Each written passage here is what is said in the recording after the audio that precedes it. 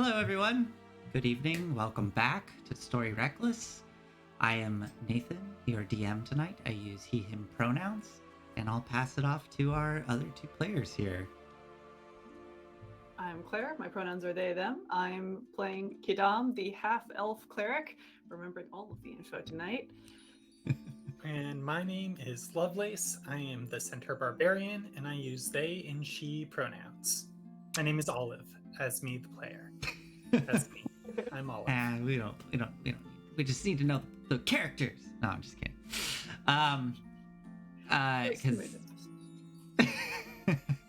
Anyways, yeah, welcome back, and let us do a quick little recap here of what happened last time. We find Quidam and Olive. Now Olive is in Yes! Yeah. Quidam and Olive, Brainworm. excellent. It's in there. Quidam and Lovelace are in quite a pickle.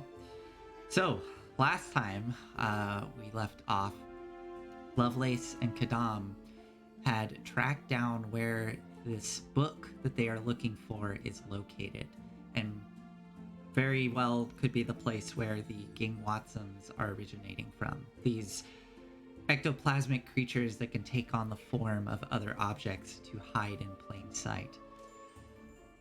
Quidam and Lovelace devised a plan to head straight to the source of where these books would be, the Amberdune place of residence, and confront them directly to ask about the gingwatzims.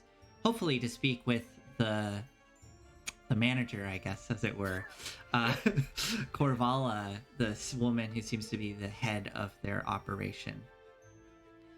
They ran into a little bit of a bump on the way to the Amberdune house as they were ambushed in the outer city.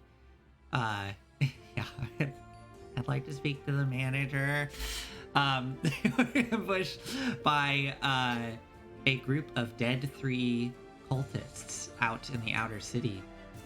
A group of, fanatics that worship the gods of tyranny, murder, and death. They seem to want to sacrifice these 2 lone travelers to their gods, but Lovelace proved to be a little bit much for them. After getting through this scuffle pretty hurt, you took a little bit of time to rest and then headed to the Amberdune residence with Kotholm in tow, your roguish companion. Upon knocking on the door, asking to talk with Korvala while Kotholm went to find a way to sneak in the back, you waited anxiously until Lovelace heard a sound, a ruckus around the side of the building. Lovelace sprung into action, darting across the backside of the home, busting through the window to see Kotholm standing there, sword about 4 inches deep into the belly of this humanoid jackal-looking figure. And as Kotholm withdrew the sword, Lovelace getting ready to confront whatever would be next, a familiar purple-tongued box opened up, and the tongue lashed out towards Lovelace, latching onto her arm as a mimic appeared in the room next to her. This humanoid jackal figure, a bit old, wiry hair, cried out, confused, asking what was going on, actually started shouting at the mimic to let go of Lovelace, at which point Quidam made it to the other side of the house as you saw Korvala enter into the room, snap her fingers, getting Lovelace's attention, and then Lovelace seemingly passed out onto the ground. I failed a lot of saving throws, is what I did. Yes, you most certainly did. And and with that, let us pick up. So, Quidam, Yep. you were standing there. The wooden slatted window has been shattered before you, and you can see that Lovelace is collapsed down onto the floor. Her arms still slightly up as the tongue of the mimic is kind of wrapped around it. You can see Kotholm standing there, this halfling rogue, wide-eyed and panicked, holding his short sword towards this humanoid jackal figure, and Korvala standing there at the entrance to the room, staring daggers at you, also in a humanoid jackal form, as her form itself shifted into this jackal form as she entered into the room. Let me actually look at the initiative order here, because I know that we... Now, who the hell is that? Right, Korvala went. Quidam, you came running around. I mean, Quidam, if you want to say something, I'll give you that. From the range, on the range from dead as a doornail to taking a nap, what is my interpretation of Lovelace's current status?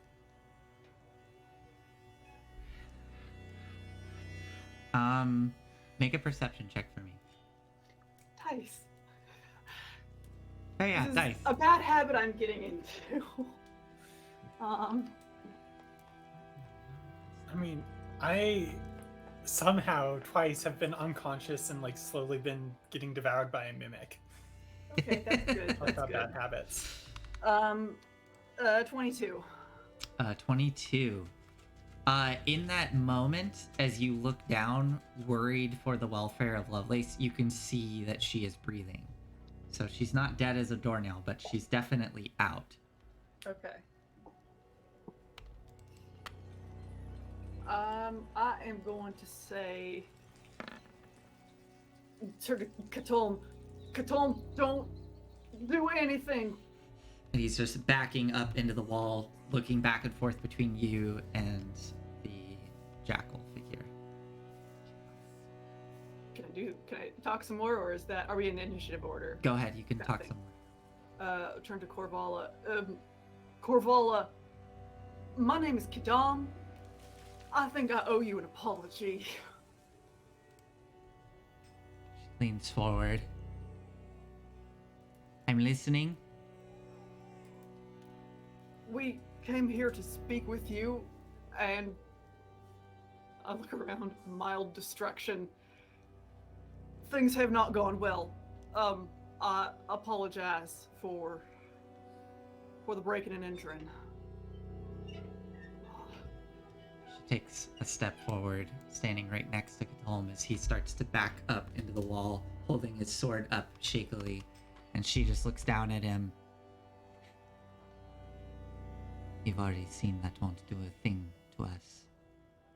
As she reaches out and just grabs the hilt of the sword, squeezing it, and he's just...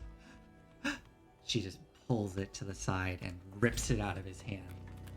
I'll do a quick strength check here between the two of them. Maybe she will attempt to rip it out of his hand.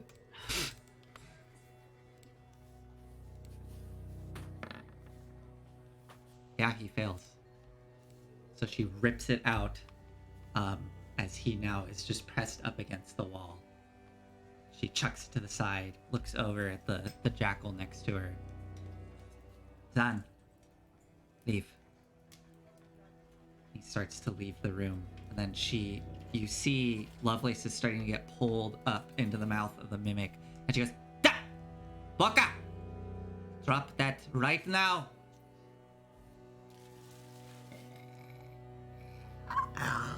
And the tongue just kind of releases Lovelace's arm as it onto the ground, and it...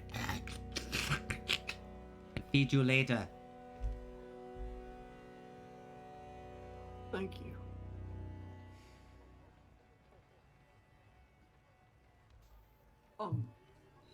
So you want to talk? I would very much like that. If you would be willing to talk with us, I'd be happy to do that wherever you like. Alright, you may as well come in through the window.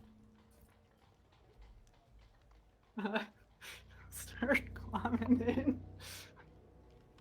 in. You do hear some footsteps as you start climbing in, and you see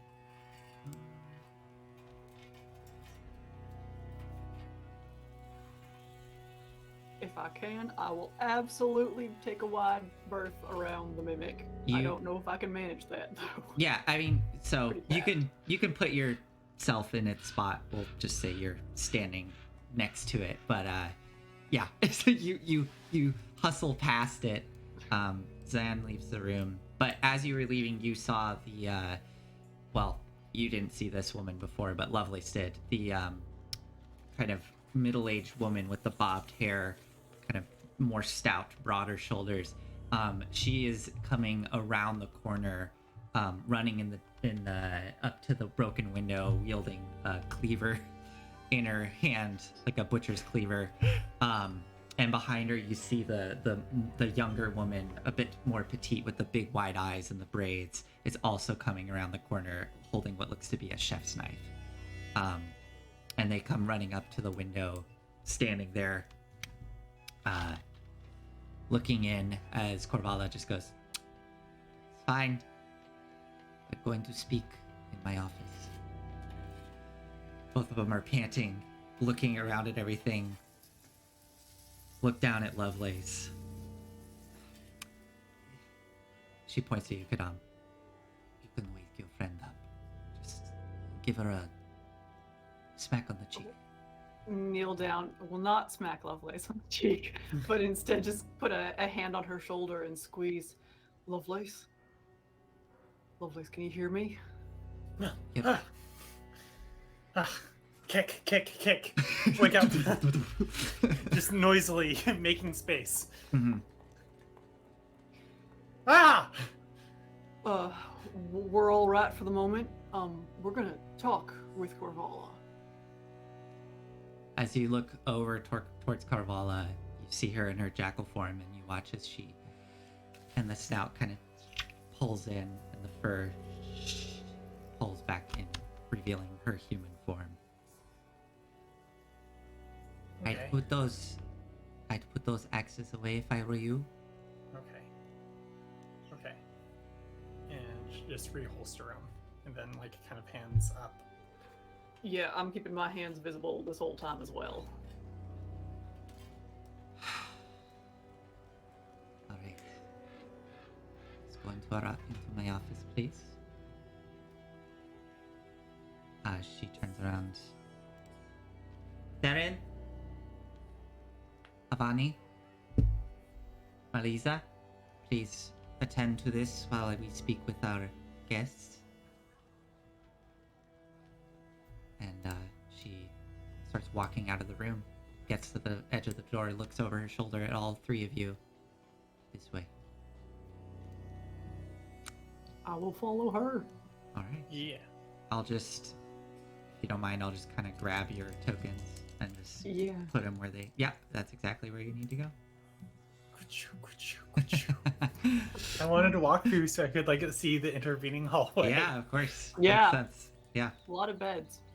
Yeah, so as you walk through following her, you end up in this, what looks to just be a hallway with wooden floors, but it is filled with 6 beds, more like cots. And you can see there's little trunks and little areas where people seem to keep their clothes and their personal items, but this seems to be a communal sleeping space.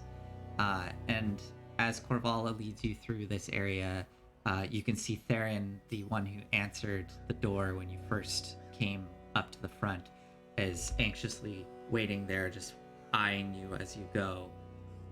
And then I'll give him a little nod as I walk by. Just make eye contact. Not say a word. Stares at you, and then turns and heads into the room. You can hear muffled speaking on the other side as they start to try to clean up the room in there. And entering into Korvala's office as you open the door.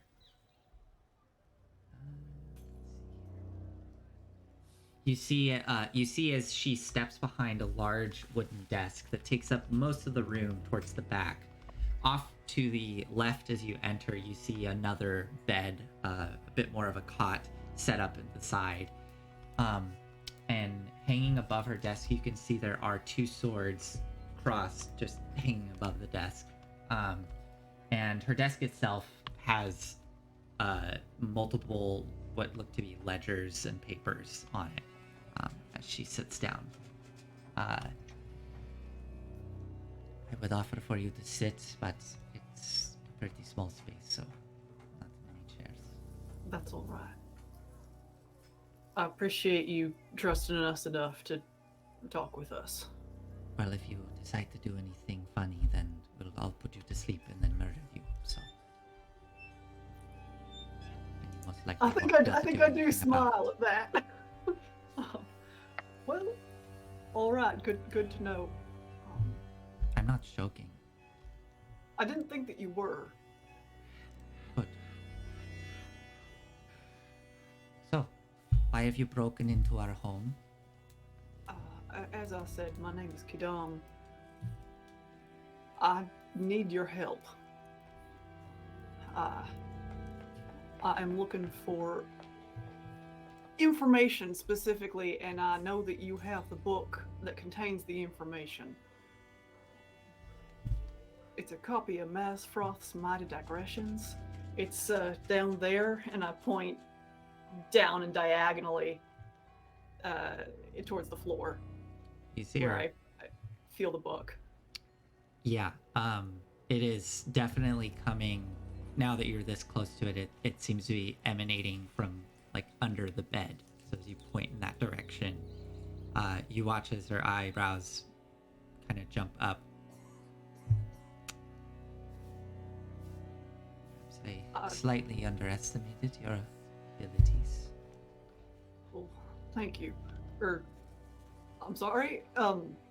Either way, Sorry. I don't even necessarily need the book. I just need to read it. I would be happy to return it to you after that.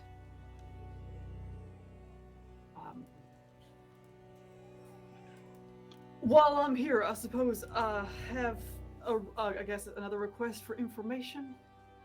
We know that you're making gingwatzims, or are doing something that results in the presence of gingwatzims, and they've been making trouble for folk down in Candlekeep. That's, I was wondering how much you knew about that. Yes, I am the one making the gingwatzims.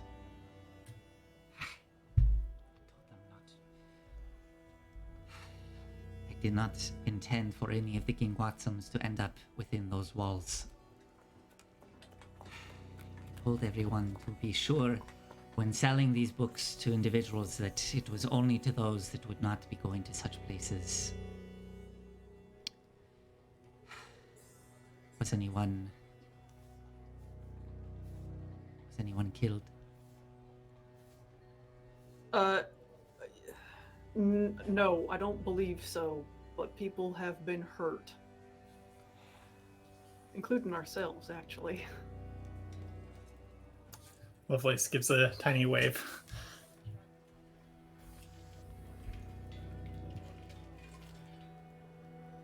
Do the gingwatzims only react under certain circumstances?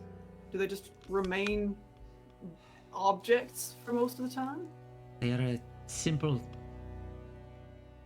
entity that one can create and can be given a set of instructions to follow. I instructed these gingwatzims to stay inert in their book form, but unfortunately they require sustenance every so often. I was hoping that we would only be selling these copies to those that would deserve it, to avoid trouble.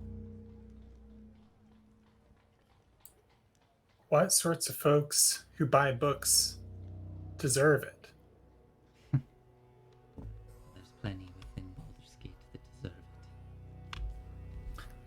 Fair point, actually. Besides, we don't owe these humans anything. They are the reason for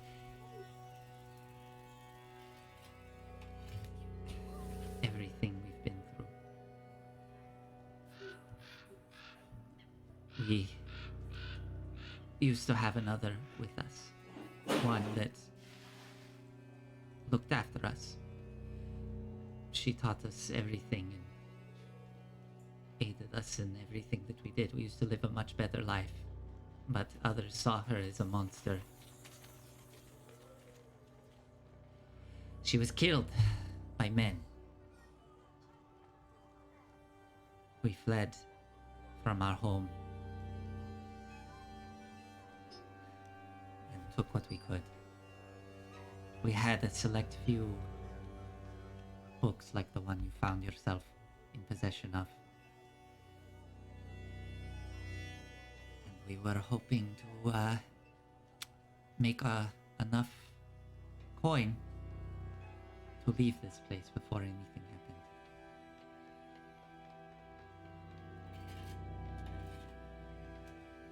I see. Are you going to report us to Amberdune or any of the authorities? Of course not. No, I don't see how that would help the situation. It sounds like you need coin. Where are you trying to head? Do you have a place in mind? It's not really a place. We're trying to save up enough to bring her back. We have a piece of her still. But the magic required for such things is Enormous. quite.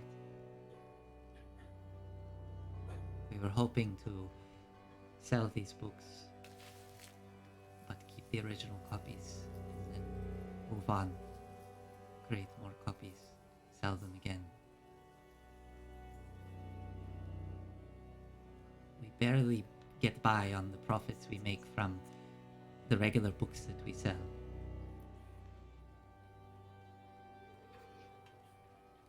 The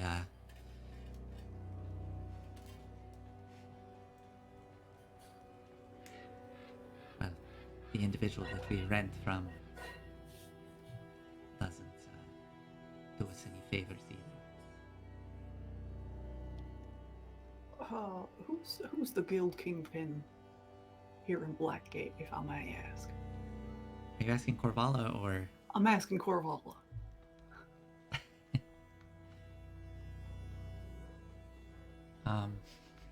I wasn't ready for that one.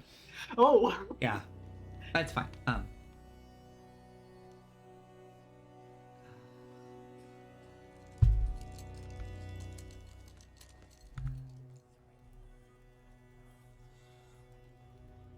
what? I'm gonna just grab.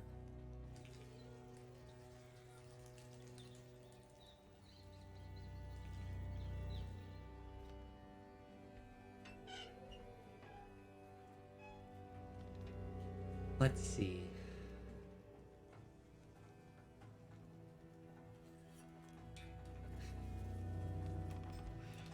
I can't think of a good one, so I'll just I'm just gonna say the first thing that came to my head, which is gonna be some real nonsense, but hey, it's D&D, so kingpin names do tend to be a bit of nonsense. Oh yeah, no, I know. So I better write this down because I guess this is gonna be canon now.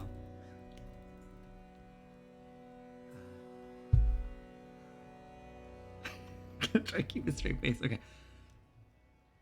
It's an individual that goes by the name of Jimmy 2 times. No idea why he calls himself that. It's not the strangest one I've heard. I haven't had much interaction with others. But I can only imagine. So, is Jimmy Two Times the landlord here, or is that someone else entirely? Do you have guild connections? I suppose is. No, we just pay our rent, stay out of people's business, hope to get by. All right. It looks like we're going to need to leave here sooner than we hoped. Well, do you keep records of everyone that you have sold gingwatzims to? All right. We might be able to make sure that all of the books are rounded up. Make sure the people are all right. You can certainly try. I suspect that most of them have come and gone. Most of the individuals we sold to were those that were traveling through. And you... All right, I'm not gonna... Well, no, I am. You were selling them to travelers, and you expected them to not end up in Candlekeep? Like, you were specifically trying? Well, I told them to ask the right questions to make sure they weren't headed in that direction.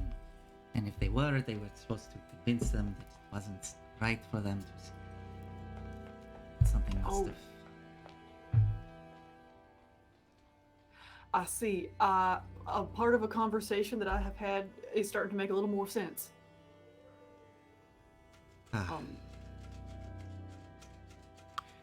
Rama was doing better than Imbar at that particular task.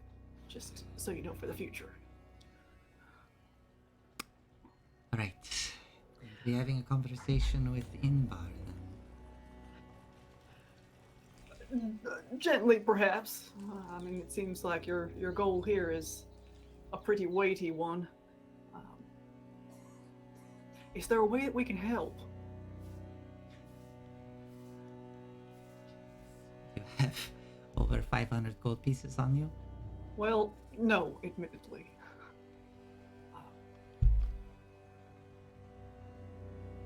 Is there anyone actively looking for us besides the two of you?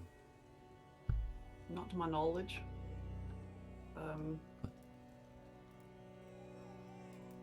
Yeah, the other two people that we spoke to who were in possession of gingwatzims at one point seem to have no interest in pursuing the things further. What about Candlekeep itself? My impression is that Candlekeep is more interested in keeping itself safe than it is about solving problems. If that makes sense. Lovelace laughs at this and nods. Good. Good. Good. So, then, all you wish from me is to see the original copy? I do. May I ask one more prying question? Of course. Where are you getting the souls for these things?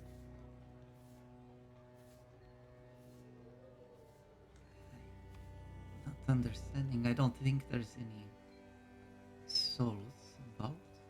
What information we have, these are made from fragments of souls?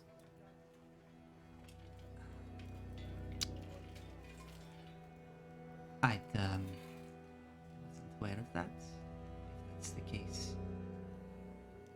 I was taught this ritual by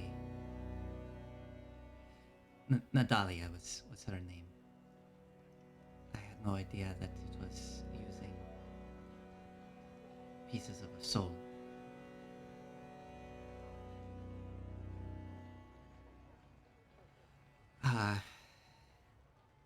It's a very lengthy ritual, one that is very complex. I just know how to execute on it. I see. Nathan, would I have any sense of... Is it possible that they are inadvertently using pieces of their own souls, or like pieces of souls of people nearby? Make a religion check?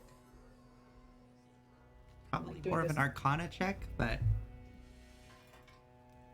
Arcana? Yeah, I mean, do you have arcana? No. I mean, okay, go ahead, roll an arcana check if you get... yeah. Arcana. 8. No. If it had been religion, what would it have been? 11. Yeah, I mean, either mode of knowledge, you don't really know. Fair. Okay.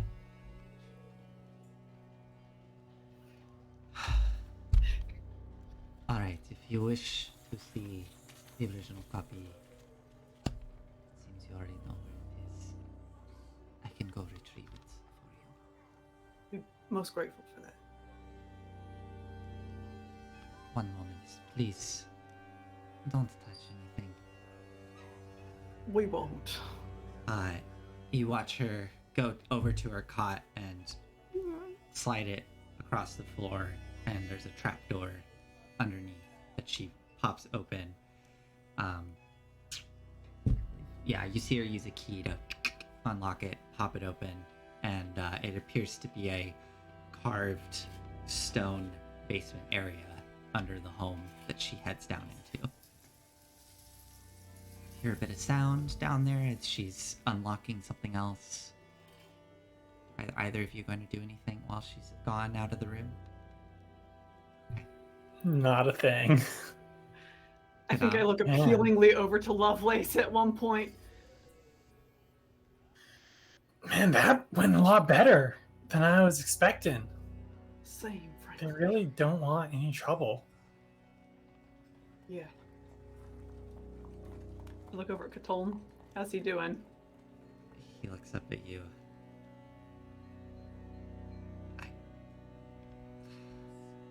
I thought he was like a werewolf. I came in, I saw him. You thought he was a werewolf, so you stabbed him with your normal sword. I didn't know how these things really worked. I saw the monster and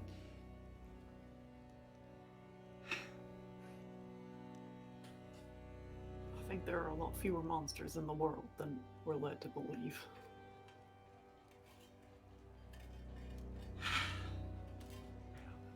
I guess. You panicked. But your reaction's understandable, even if it ain't fantastic.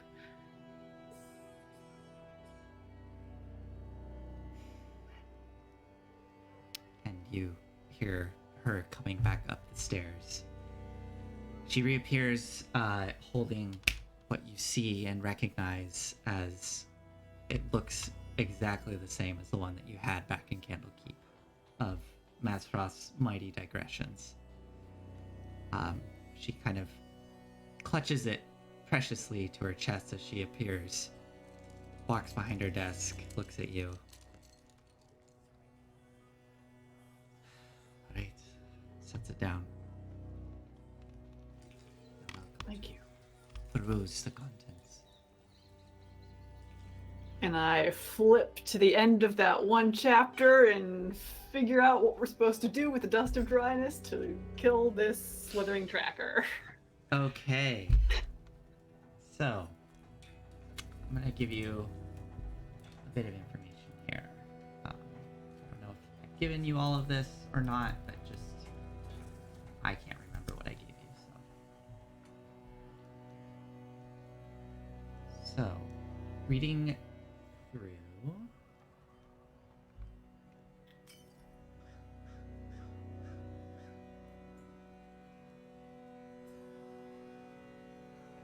Okay, so reading through the section about oozes, it goes into the section about slithering trackers. Again, I think you got this bit of information, but just to recap, the slithering trackers, they are created from a creature that is utterly consumed by revenge. The ritual that is performed sucks all of the moisture from the creature's body, turning it into this almost liquefied mass of the previous host. The liquefied form, which is now the slithering tracker, still maintains a bit of the consciousness of the individual within, with the sole desire to seek out the one that they want to kill for their revenge. The tracker uses taste to find its prey. As it slides along the ground, it's able to taste any bits and pieces that are on the ground itself. It's able to use this to track down the individual that it is seeking. Slithering trackers, as you know, can hide very easily within just a puddle of water. They're able to slip between narrow cracks in floorboards, doors, windows, as they are essentially liquid. Upon finding their quarry, they enshroud them and drown their victims while pulling the liquids out of the body of the victim. So it's kind of a double thing of being drowned and having your fluids being pulled from you. Drowned and dehydrated. Yeah. That's a trick. Yeah, very strange. In most cases, after achieving revenge, slithering trackers will, the mind, the consciousness within will break. It will lose much of itself. However, in some rare cases, it is able to hold on to that consciousness, and it will continue its quest for revenge and start seeking out anyone who is connected to its original target. In the other case, it will merely basically go feral, and it will start feeding indiscriminately. There is mention that the ritual, it seems that in some cases the ritual has been performed not purely in cases of revenge, but in other very powerful emotions. It sometimes works. Lust, jealousy, greed, things of that nature. But it does need to be performed on a creature who is willing to go through with the ritual. And as stated before, it seems that the knowledge for this is most likely kept amongst very powerful entities such as hags, liches, and things of that nature. For the Dust of Dryness, it speaks of ways to potentially deal with a creature of this nature. And it, as you are reading, you get to that passage about finding the elements. Let me find the exact thing. If you're able to use the ground dust from the elemental plane of Earth, you can craft it into a magical item known as Dust of Dryness. And this item can be used to potentially dispatch a slithering tracker in one single stroke. As the Dust of Dryness is known to be very devastating to elemental creatures composed primarily of water. The two diametrically opposed forces essentially throwing this dust within. All of the liquid is absorbed into the Dust of Dryness and condensed down into a small bead. So if you are able to throw Dust of Dryness onto a slithering tracker, it can potentially destroy it with one single dash of dust.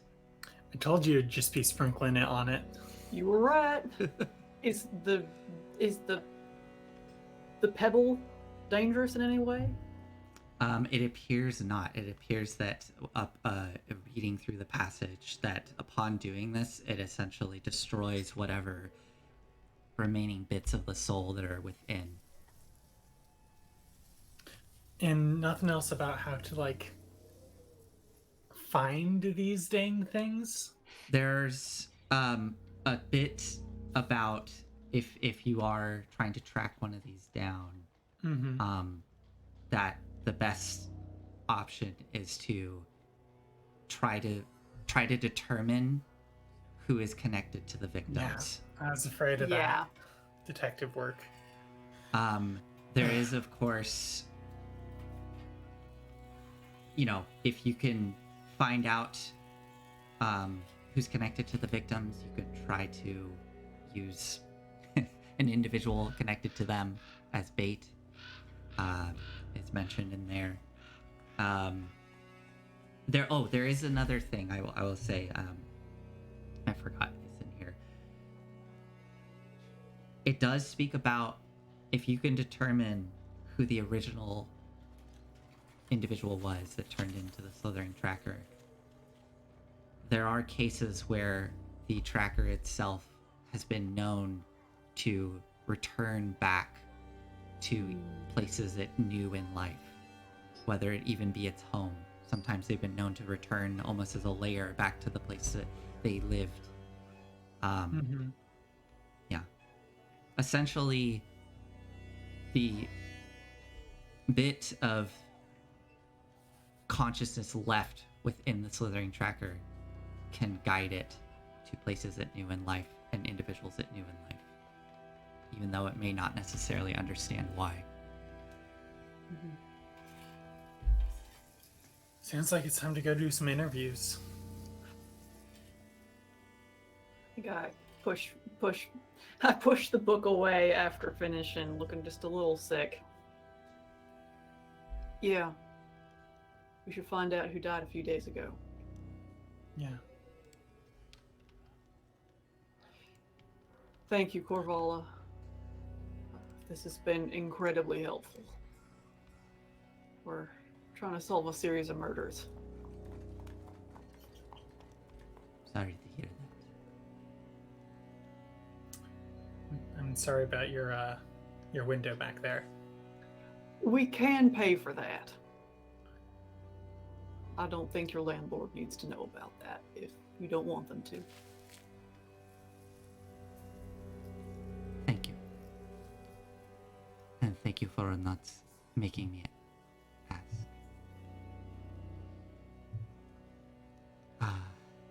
I'd suspect 5 gold should cover the repairs. I got it. Get on. Thank you. There you go.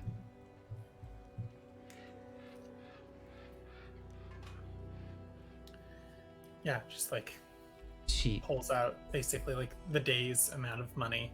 I leans. wouldn't be holding much more than that. Then pass it over, put it on her desk or something. I did give you 4 gold earlier in the day, though. Oh yeah, this is blood money.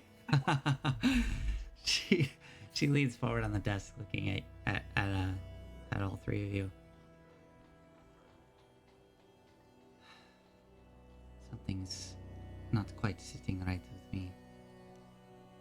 How can I be sure it will not tell others of us? Tell the flaming fist of our presence here. Yo, neither of us have any love for those folks. Even the guild. We are not here representing the guild. We are here of our own accord. If you like, I can come back tomorrow and cast a spell on myself that would force me to tell the truth.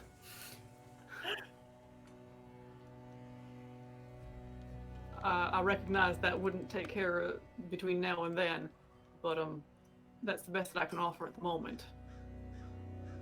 Unless you could think of something better?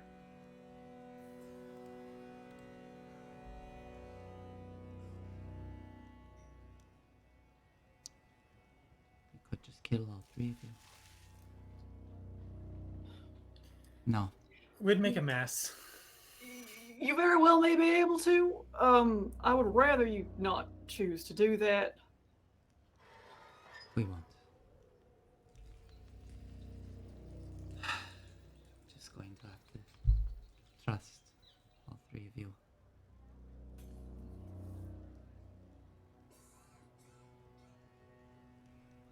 Well, I guess at least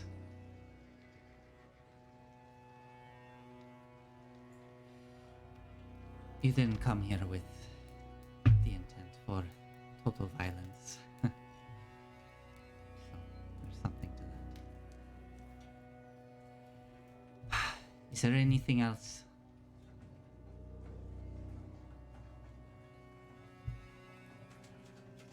No, I wish I could offer some solution that don't involve giving people books that then try and kill them. but I don't have a good way for you to make a whole lot of money in a relatively short amount of time. We're just going to have to be more careful. I think, in fact, we're probably going to have to leave here. This was too close. Well, thank you for not telling anyone else. Of course. And I hope you will stay true to your word. Yeah. Good luck with your friend. Yeah. I'm sure they didn't deserve it. No. She didn't. I'll come find you in 3 levels, and I'll resurrect them for you. 4 levels. You'll have sending at that point. All right. Don't say that. Cool. Yeah, let's head out. Okay. All right. With Wow, that, went then. great. Anyone want to get married? I don't know. Like, how many She babies you want me to blast? she stands up, and walks you out of the room, and leads you out of the home through a common area where you can see there are 7 mismatched chairs. May as well show both of you them. Go ahead. You can walk through the map. Yeah. I did make this map. I mean, using a piece of software. I did not draw this. So thank you, Dungeon Fog. But yeah, I did make this map. Nice. But she leads you through a common area with these 7 mismatched chairs. You can see there's a table with the numerous dishes on there. And as you head out of the home, she waits at the door and watches you leave. And you can now see that Avani, Theron, and Marliza are all at the window right now gathering up scrap. One of Avani has a hammer in her hand and a box of nails and some other tools as they're trying to repair the shattered window that is there. So, with that, you exit the Amberdune residence, heading back out into the wider Baldur's Gate with new information in hand. What would you like to do next?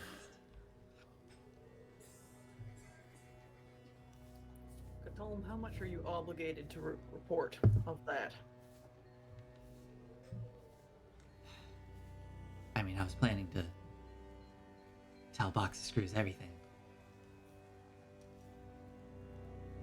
I don't suspect that she'll want to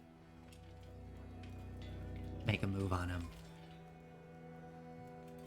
They might get visited.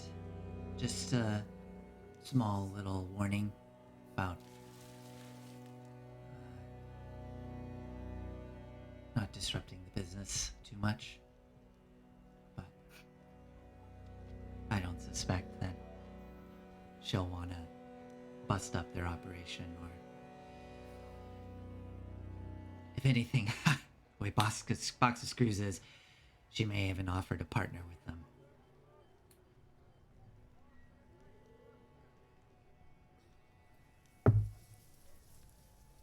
I don't like the idea of her knowing that there are several valuable books sitting down there. Well, that might not make it back to her.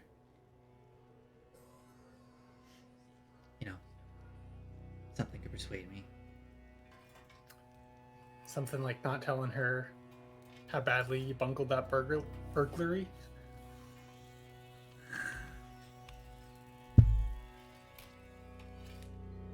Make an intimidation check for me. God, Lovely. I'm so bad at these. I mean, you can use your strength modifier. Don't have to use your charisma. No, I mean just like not statistically. I'm just Yeah. So with strength, that is a total of +5. Mm-hmm. I don't feel like this is strength even though. Like, I'm not like Okay. flexing Yeah. on him. Go for it. This is like wisdom, maybe being like, "Yo, A wisdom. A A wisdom wisdom intimidation intimidation check. yeah." Sure, I like it. You could definitely. That is a thing in the rules. You can use. It's an eye for an eye. Yeah. I don't know. So Okay. you are not proficient in intimidation, are you? I am. Okay, then yeah, sure.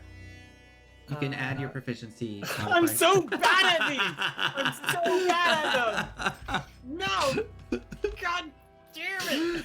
I don't know what it is about witch dice, but it just does not want you to succeed on I'm your never gonna intimidate anyone. on your Specifically social roles. intimidation. Yeah. Things happen on jobs. She'll understand. Besides, the information I have is much more valuable than me fucking that up. I slap the 3 gold from the dead bodies into his hand. Fine. This might do it. Maybe a little more. People died for me to get that money. Yeah, people die all the time.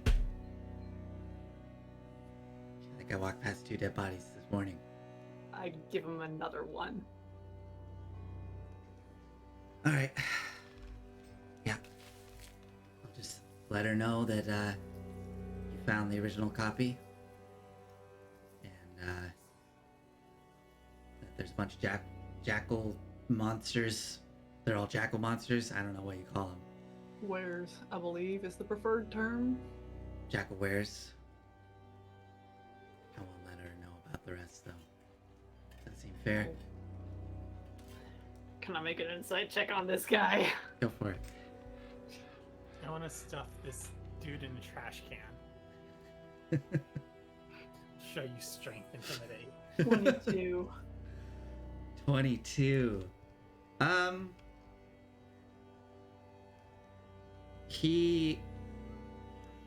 You get the sense that at the moment, he's not going to tell her. But you also pick up on the fact that if someone were to bring a better offer, he would easily give up that information. But he's not planning to tell Box of Screws. Alright. That's fair enough. Alright, well, it's nice doing business with the two of you. Are you headed back to the Crack Spine now? That's where Are I'm we? headed. I don't think so. I do think want to we- check in with her soon. But it But don't, we got. it don't other need to be work right do. now. Let's We do. let's hit the streets. Talk to those families. See if Yep. we can piece together some sort of story. Alright, well, pleasure, and I'll be seeing you. I'm sure I'll be Have- seeing you too. Have a good day, Cthulhu. Turns around and slinks off into the streets of the Blackgate neighborhood, disappearing out of sight. Amateur. What a sloppy.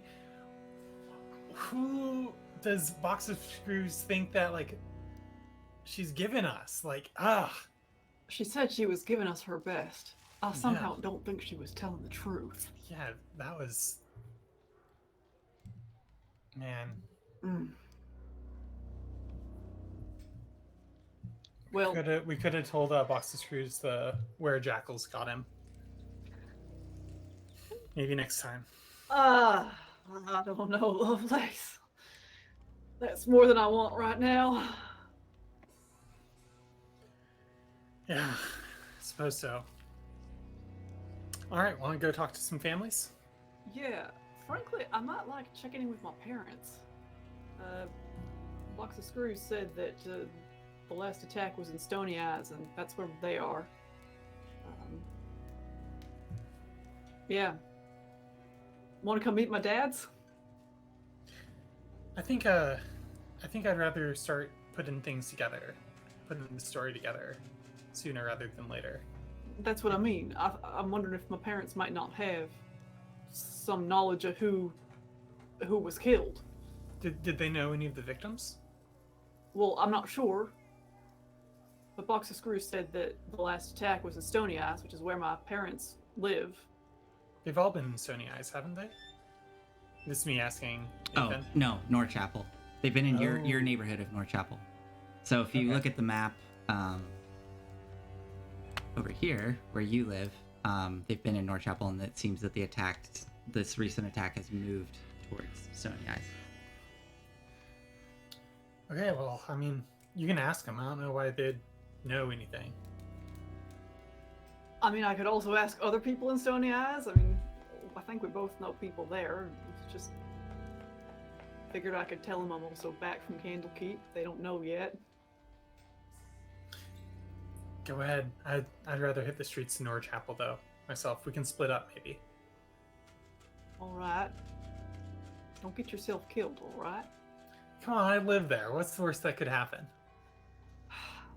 Something worse than this morning. Yeah, don't you get yourself killed. I'll do my best. I'll just kind of slap her on the shoulder and we can head off. Okay, are you gonna split up, or? Yeah, I think so. Okay. So you're heading, Quidam, to Stony Eyes, Yeah, and you're heading to Darren's North house. Chapel. Okay. Yeah. And same route, you're gonna kind of go around the outside. Okay. We've been spending a lot of money recently. Yeah. You most certainly have. There's gotta be, like, a trail or something out here. Oh like, yeah. There's Or so like a full-on road. what I described last time is that literally along the wall where you met that old woman who was looking for the ghost, there Mhm. is like a road that goes along the wall there. So. We also both need to pay rent, I say, as we're walking along. Well, as you're both walking together back towards your homes, let's see, who rolled last time? Me. So, okay, go ahead, Lovelace. It is your turn. D20. 11. 11. Okay. That actually... Murder. Murder? Murder. Hold on,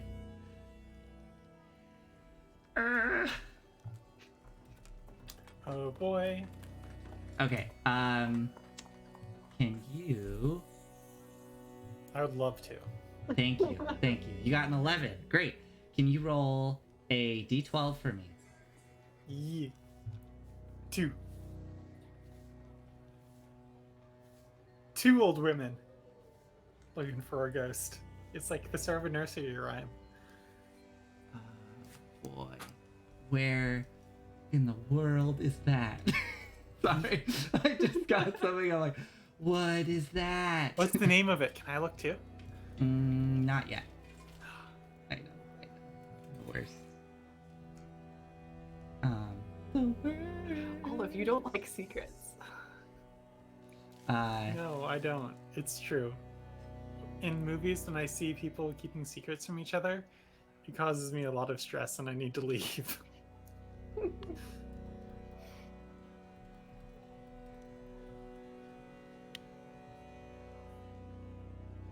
So it's a good thing that Quidam and Lovelace started out as friends, huh? Why? Do you have secrets? I don't have any secrets. Great. I'm glad.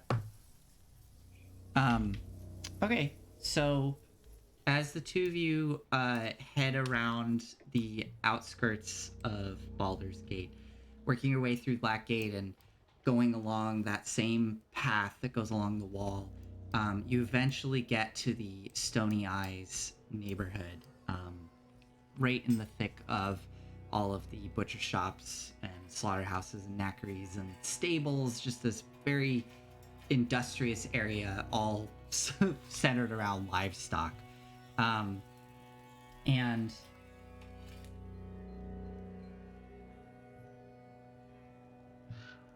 as you are going through the streets and you're both getting ready to split up, you see a woman who seems to be talking to like standing at a corner on the main thoroughfare that runs through Stony Eyes, and she is reaching out to people as they pass. And as you are approaching, you can hear her asking individuals that go by. She says, Pardon me. Excuse me. I'm here from the Church of the Faithless. I require a bit of assistance. One of our... excuse me. and then sees the two of you approaching us. Excuse me, but a moment of your time. Do you have a moment, please? I'm from the Church of the Faithless. Have we ever heard of the Church of the Faithless? I'm not Church of the Faithless. I'm sorry. Church of Last Hope. That's what I meant to say. Oh, Church of Last Hope. Yeah. That's what I meant to say. I don't know why I said Church of the Faithless. I know about you. Yeah, sorry. I'm from the Church of Last Hope. One of our patients has gone missing. They were a resident here, and we suspected maybe they would be around. Do you just have a moment? I could ask some questions. Certainly. I'm not from Stony Eyes, just passing through, sorta. Well, I am from... I haven't lived here in a few decades. What? Oh, okay. Well, perhaps you've at least seen the individual. We are looking for a human man. I've seen a fair few of those. Well, yes. It is, Sorry. Go ahead.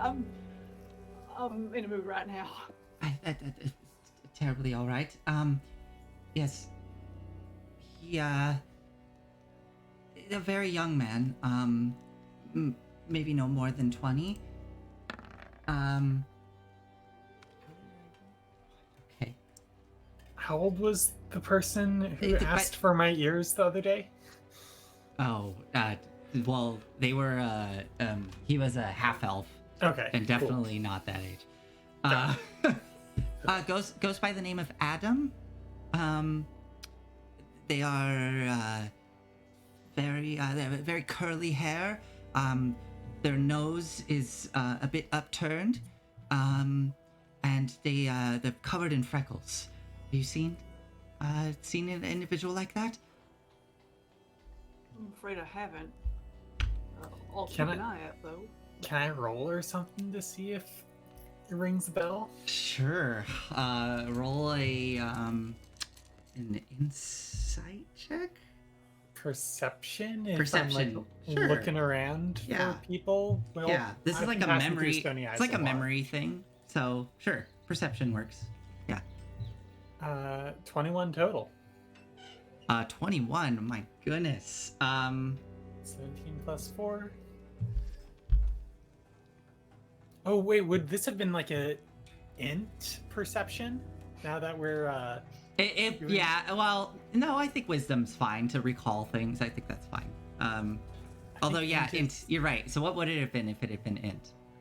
19. 19. I think that's still plenty.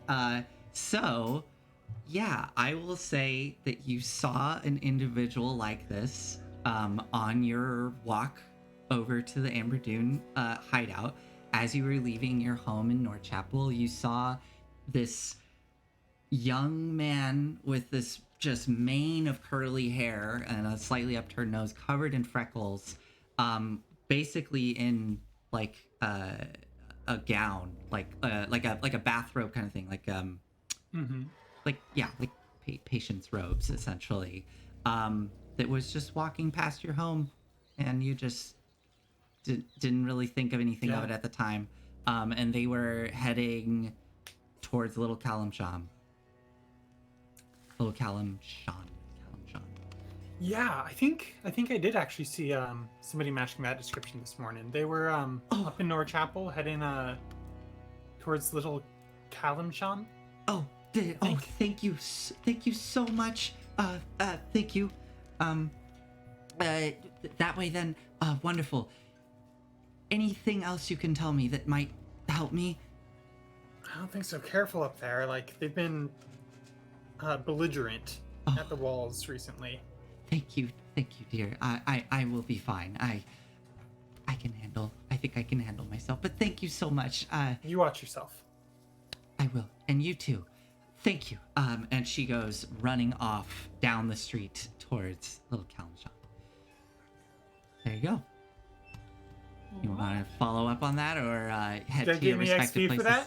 for that? Yeah, I mean, you will already be leveling up when you go to take a long rest tonight. So. I know. Sorry, I can't offer you. I'm not tracking XP in this adventure, so I can't really offer you any. I'll Other just get some rewards. Paragon points then. It's okay. Yeah, there you go. Yeah. Or the DM will remember this. I'll write that down. That Lovelace helped. Wow, I can't wait till I see the effects of this 3 sequels in. Yeah. I'm sure the payoff will be good. Jesus Christ, what the hell was that church called? Church of Last Hope. The Last Hope. Yeah, Church of Last Hope. And they're the like hospital church, right? They're like They're the Church Ilmater. Church of in Ilmater. the lower city. Yeah. They have some. Well, no, they're the church. They're in Twin Songs actually. They're not in the lower city. Oh, you're thinking excuse of the other one, yeah. But anyways, they are a. Yeah, sure. I'll say that both of you just offhand know that it is a church located in Twin Songs, and they do treat people. If both of you want to make history checks, I'll give you a little bit more information depending on what you get. I mean, we're in the healer's crew. It's true. Make it with advantage then. +0 with advantage. Yeah. Yes. 14. 17. Nice. Yeah, you both know that they are kind of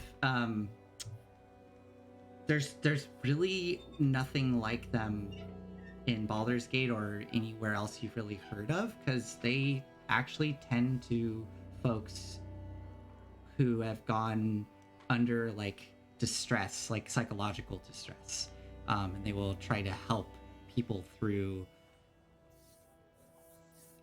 In modern terms, they basically are practicing like therapy and psychology, and they're like kind of a clinic that's attempting that. So it's I've probably brought people there before. Yeah, exactly, with your line of work. But yeah, this is something relatively new in terms of like Faerun. Nice. Yeah. So with that, as you both go off to your respective areas, I guess Lovelace, I feel like Quidam, you've had a lot of time to be speaking. So Lovelace, where do you want to go? So there's been how many? 5 murders, right? So far? Yeah, 5 murders. 5 murders. Last couple days.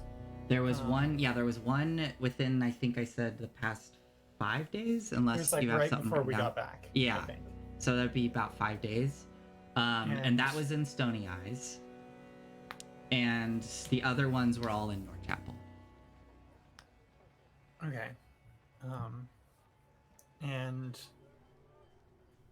I'm just trying to think about timing wise. If they've been happening like the last 4 months, 3 months? The first one occurred all the way back in basically at the beginning of the year in the month of Hammer, which is essentially January. Okay, and so 5 murders over like 4 months is about like 1 per month, with the 5th month having just started. So we actually, sounds like we probably have a couple weeks, unless like they were happening in bursts. I'm like, where would the information about like this be? Like, would I just like know about it from like our investigations beforehand? Yeah, you and Quidam would have been brought to the. I feel like you probably would have been, at least to a couple, have been brought to the scenes of the deaths to just as kind of a first response and to like potentially help, I don't know, investigate what happened, because the deaths were so strange, right? And since you both are part of the healer's crew, it's like, who else is the neighborhood going to turn to for advice on what happened? And you know, because the deaths were so strange, this is a D&D world, like people thought maybe it was a curse or, you know, some odd disease or something like that. Yeah. And with both of you and other healers crew members unable to diagnose what it is, that obviously creates more fear. But yeah, you would I would say you would be aware of the individuals that died, and Okay. I'll probably have you make another, like, I like that, an int perception check, like you're trying to recall information. Uh-huh. If you want to try, like, are you looking for something in particular of the people that died? I mean, I guess like I was just wondering, like, timing wise, like how rushed should I be? And if it's been like spaced fairly regular, then that's up to you. Yeah. Yeah, so I think I'll just go visit. I think I like the idea that it was maybe like one in Hammer, another one the following month, and then maybe there was a bit of a gap, and then it was like almost 2 within a period of like a couple weeks or a couple 10 days. So it seemed like there was this sudden uptick. Yeah. And now with this one occurring, it really does seem like it's starting to increase in frequency. Got it. Okay, I'm gonna go talk to the first person who was killed, then, because... Talk to the person who was killed? Yeah, so I'm gonna go find some Speak with Dead spells. Wait! Do we have Speak with Dead? Is that a... Not yet. No? Not till 5th level. Yeah. Okay. Yeah. There are like 3 spells investigating that I get at murders 5th level that I really a lot want easier. for this. Yeah, investigating murders would be a lot easier if you were higher level. Okay, yeah. Go ahead and do that perception intelligence check. Did you just roll a D100 and get a 1? I did, yeah. Okay, that makes me nervous. That's probably fine. Oh, no, that was from earlier. You're fine. That's already been resolved. You're good. Okay. I know. Cool.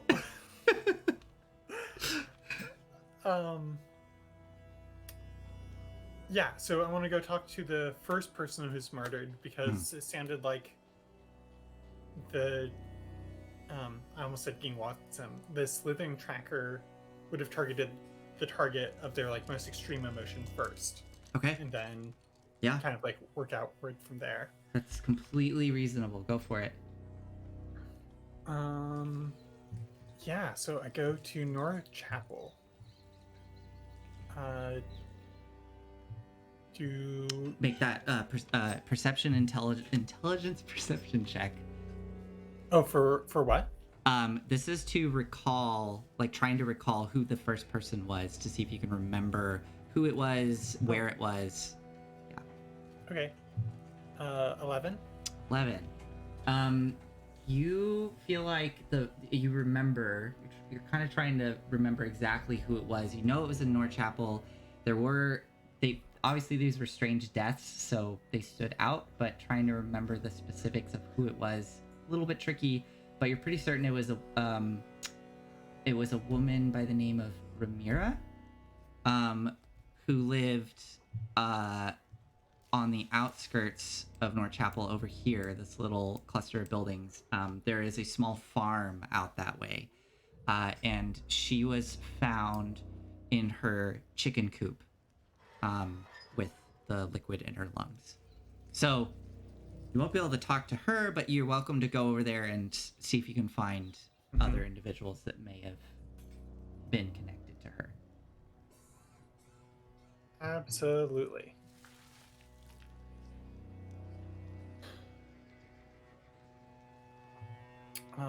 Yeah, I'll head on over there. Alrighty.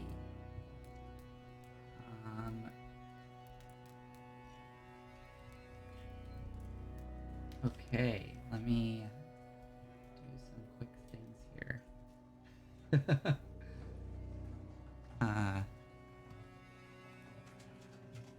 is okay.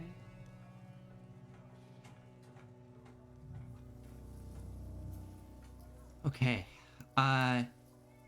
So walking through Norchapel and off of the main road, the main kind of cobblestone road that runs through Stony Eyes and eventually turns back into dirt as you get closer to Norchapel. You start cutting off of your neighborhood, cutting off the roads past your home through these dusty streets and up a little bit on this hill, and you can see that there are plots of land that have been cultivated on either side of you as you go up the road. You can see there's a cluster of buildings up there, one relatively smaller looking home, some storage sheds off to the side, with, you can see chicken coops and other livestock, and then a smaller cluster of buildings off to the right. So there's the one big home, chicken coop and all that, and smaller, what look to be smaller domiciles off to the right. Gonna go knock on the big home door. Sure. Knock on the door. Straightforward approach is usually the best. That is what Lovelace believes. Yeah. After all this cloak and dagger stuff. That went belly up. Yeah, for sure. All right, you go and knock on the door.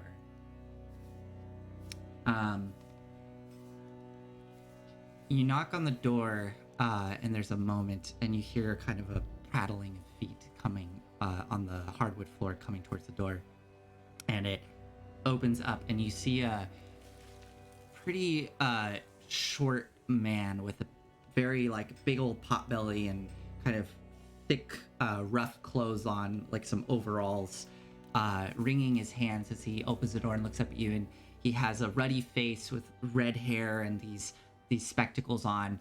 He looks up at you and goes, yeah, what can I do for you?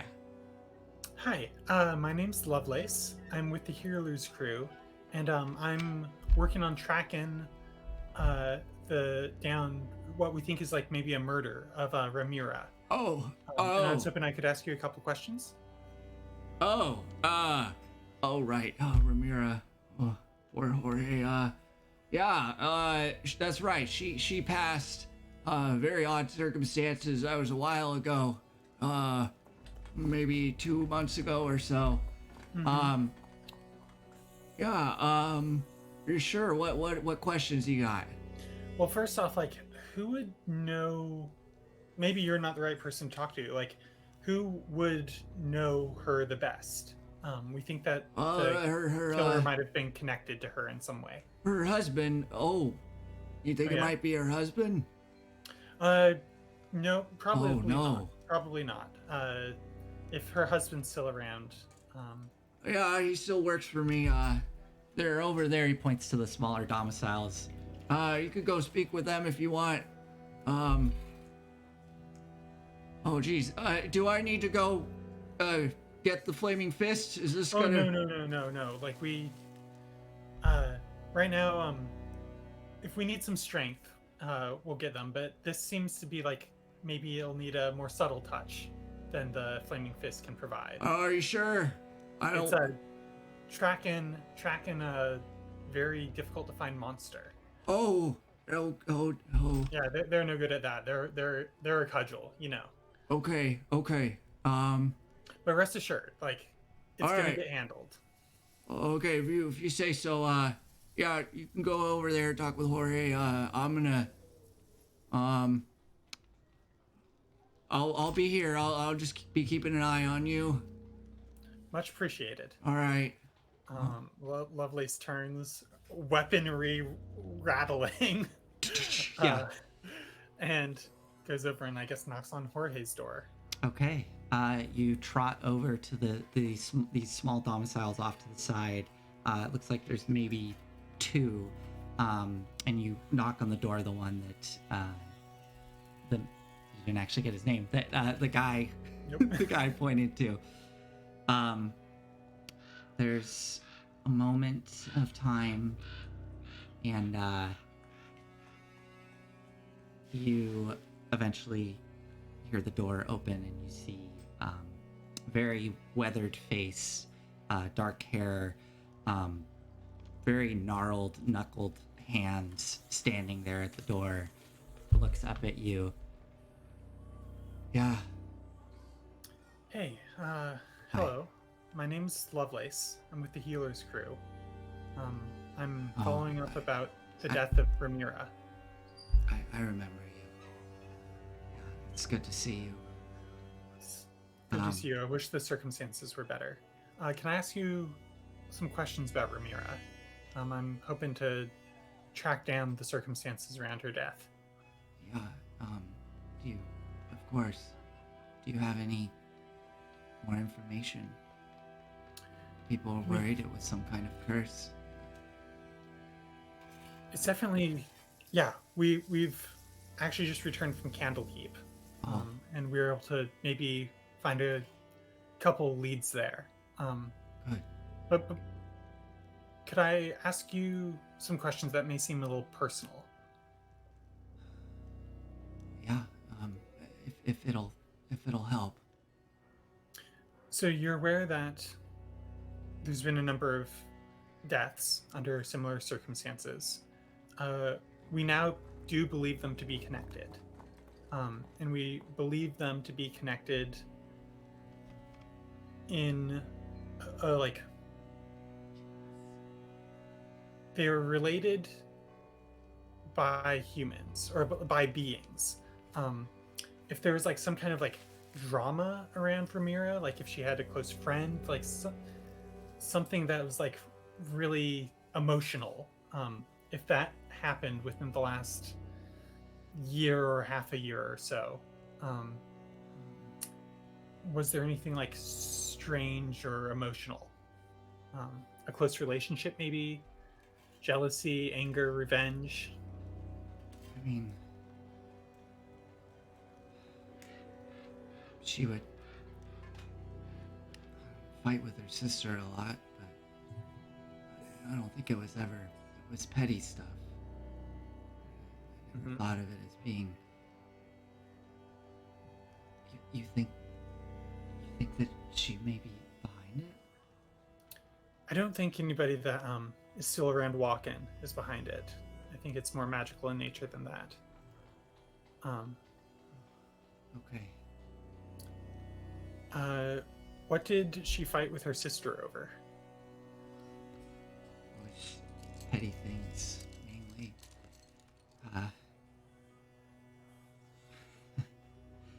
Well,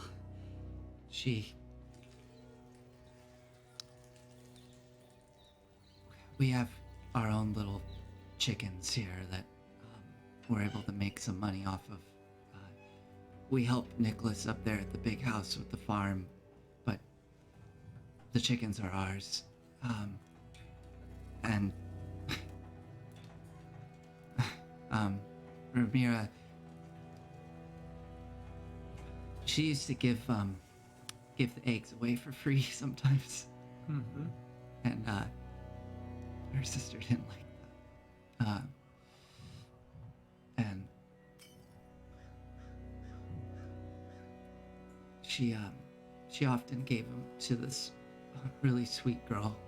I believe she lived somewhere down in North Chapel. And every time she came by, they would talk, and this woman seemed to be very excited about something. I never really listened, but Mira's sister would get so angry when she would give those eggs away to her for free.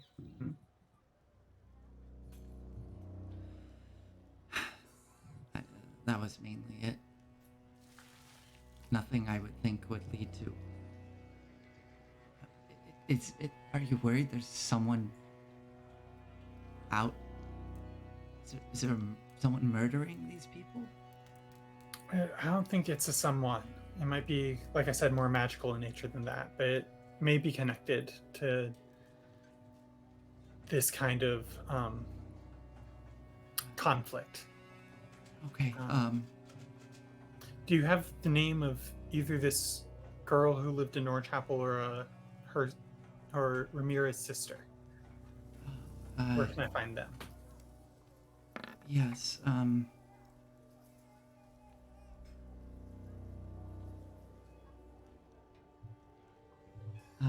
her sister Basilia lives just next door. The woman... I would ask Basilia. I can't remember. I'm sorry. Is there anything else I can do to help you with this? That helps plenty. Thank you so much for your time. I will let you know as soon as we have more information or have wrapped this thing up. He reaches a hand out towards you and goes to clasp your hand. Yeah, take it. Thank you. Please let me know. Will do. Would you Time like to go talk to Basilia. Man, I feel like I'm playing like a detective video game. We Okay. can cut over to Quidam. No, we're just about at the end here because we're almost at 9. But as you if you want to go knock on the door, Yep. speak with Basilia. We don't have to role play this whole part out, but speaking with Basilia, she does talk about you ask her about her sister, and she's obviously very sad, and when you bring up this woman, she gets a bit irritated and says, she's always giving eggs away free. Just very frustrated by this. And she says, yes, the woman's name was Beatrice. She lived down in North Chapel. Yes. I don't know much more, but she was going on about this. I would overhear their conversations because they would speak so loudly. And Beatrice had some new man in her life. She was so thrilled about. It was just going on, and then Ramiro would give her the eggs for free. Beatrice was her name. Where can I find her? It's somewhere in North Chapel. Can you describe her, maybe? Give me any more details to help me find her. Yes, of course. She was a rather larger woman, very stocky in her stature. She had very thick, bushy hair, often pulled up into a tight bun. But there were always little bits. Couldn't quite keep it all down. And very, very lively. Excellent. Does she still come up here much to talk to? I haven't. No. Jorge? And in fact, she never even came to check up on Ramira. I know my sister's name. No. Okay. Well, thank you. Thank you for your time. I'm sorry for your loss. It's okay. Thank you. And as you trot away down the Was hill... Beatrice another one of the victims? We'll find out. Make a perception intelligence check for me. Gotta love these made-up rules. They're not 19. They're not made up. You can use it's in the book. It is in the book. A 19. Yeah.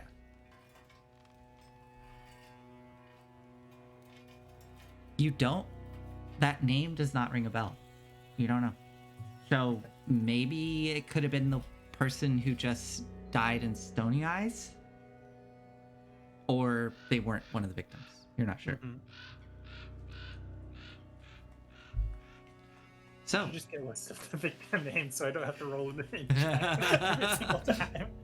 Well, I wanted to. The reason I'm doing it, just so that other people know behind the scenes, to slightly gamify this, is I have a list, and there's certain ones you could go to where you probably get the information like that, and so Like this one, I didn't have to roll any checks, and they all were honest with me. Yeah. So that's what was going on. Anyway, so as you trot down the hill back towards North Chapel, hoping to find out where Beatrice may be, where they live, we will end tonight's session with Quidam as you approach your parents' home, your father's, right in the Stony Eyes neighborhood. I don't know what it looks like, but we can find out together next time as you approach the home. As much as I want to quickly do a scene with your fathers, but we will see what happens next time. Huh? It's 9 o'clock. It is 9 o'clock. So we're going to end there. Thank you everybody for watching. I hope you enjoyed this, the beginning of this little detective arc. I had to talk to people without Quidam backing me up. I know. How I get to was figure it? out Quite well. How Lovelace talks to people. Yeah. Maybe you should do the talking more often, and I should just not be present. I'm wondering if I'm a crutch for you. Maybe you should be more fighting with me not present. Am I just a crutch for you? That would be bad. Quidam would be dead. I would be my time's over at this point. All right. Well, thanks everybody for watching. We will join.